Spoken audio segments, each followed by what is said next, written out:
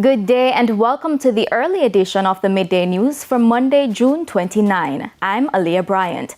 A special welcome to our viewers on TVJ International in the Cayman Islands and online at onespotmedia.com. Here's what we have in the bulletin. Britain Scotia ABM Heist under police probe. Falmouth Hospital A&E to reopen next month. And later in sports, five-time champions Brazil take on Japan in one of 3 games today in the round of 32 of the 2026 FIFA World Cup. Thank you for joining. Now the details. The police have launched a major investigation into what appears to be a sophisticated theft at the Scotiabank automated banking machine ABM servicing room on Britain Parkway in Portmore, St. Catherine. Investigators believe the break-in occurred sometime between 3 p.m. on Saturday and 9 Sunday morning. Anthony Atkinson has the details.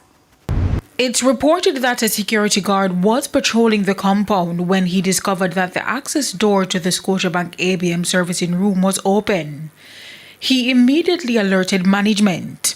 Investigators reviewing surveillance footage reportedly observed several men dressed in black arriving at the location in a grey Nissan Latio sedan with its license plate obscured. The men allegedly entered the servicing room and used security access codes to open 4 ABM safes before removing an undetermined sum of cash. Preliminary investigation showed no signs of forced entry.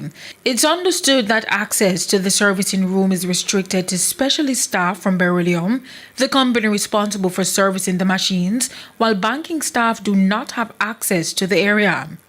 Investigators have also determined that only the cash cassettes containing the larger denominations, along with the cassette holding U.S. currency, were emptied. Each safe is reportedly capable of holding more than $20 million. The suspects were reportedly wearing gloves during the operation. Anthony Atkinson, TVJ News. Police in Clarendon are searching for a man in connection with the fatal stabbing of a shop operator in Brandon Hill, Kellets. The victim has been identified as 67-year-old Errol Nelson of Brandon Hill. Reports are that about 2:30 Sunday afternoon, Mr. Nelson was at his shop playing dominoes and gambling with the suspect when an argument escalated. During the dispute, the suspect allegedly used a sharp object to stab Mr. Nelson. The attacker fled the scene and police have launched a manhunt. Founder of the Jamaica Environmental Trust, JET, Diana Macaulay, is pushing back at any consideration of nuclear technology as a solution to the country's energy crisis. Her response comes as Jamaica explores solutions to its energy challenges. Now, the government says nuclear technology could be part of the country's future energy mix within the next 10 years, alongside changes of the JPS's license.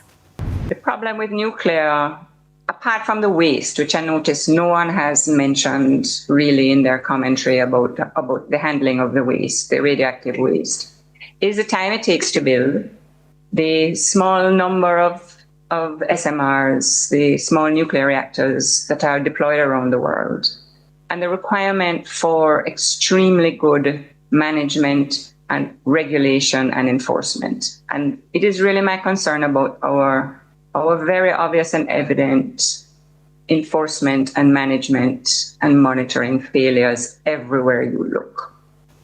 She contends that at Jamaica's current stage of development, nuclear is not a technology for our island nation. JET argues that renewable energy should be at the center of Jamaica's energy strategy. With both solar and wind energy, those prices have come down dramatically. They are scaled up far more easily. They can be decentralized if that's desirable, because we now have a situation where hurricane hits one part of the island and many other parts of the island are without power for weeks or months. Residents of several communities in Santa Cruz, St. Elizabeth are this afternoon calling for the National Water Commission to address what they describe as a crisis impacting the community.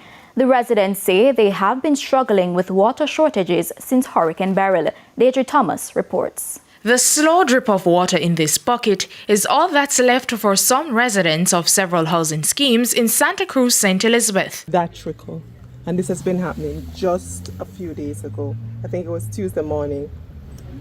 That's the best we get.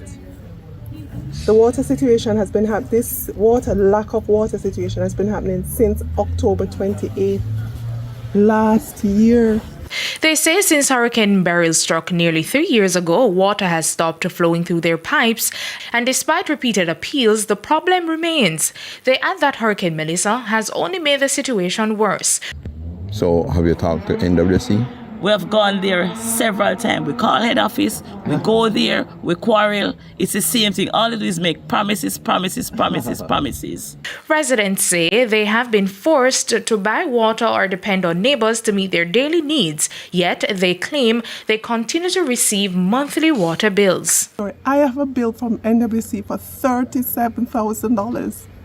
And I have no water. I haven't been getting water since the hurricane, as I pointed out earlier. Among those affected are senior citizens who say the lack of a reliable water supply is also creating sanitation concerns. You have to be running up and down and beg and however we can get a little, because so we can't survive without water. The residents are now making an appeal to the National Water Commission to restore their water supply, saying access to water is a basic necessity they have been without for far too long.